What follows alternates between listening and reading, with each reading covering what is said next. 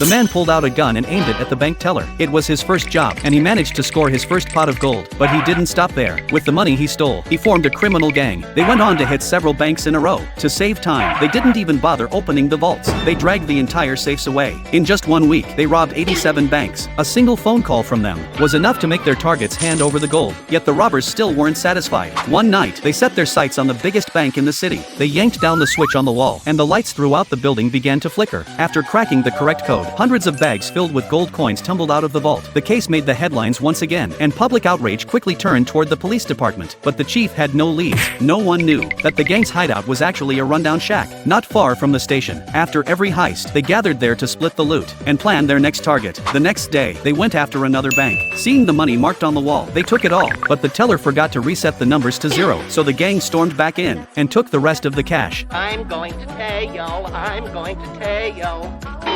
I'm going to tell you, I'm going to tell you. Then they fled back to their hideout and started dividing the spoils again. Once the money was split, their leader suggested they go after a new target. After some discussion, they decided on the richest man in the entire city. That night, they broke into the tycoon's mansion. The three of them moved quietly, creeping through the dark halls, but the police had anticipated their move and were already lying in wait. After searching carefully, the robbers finally found the safe. The boss entered the code, expecting gold coins to pour out, but just then, a police officer flipped on the light. All three were caught on the spot. The next morning, the news hit the front page again. They had been sentenced to prison.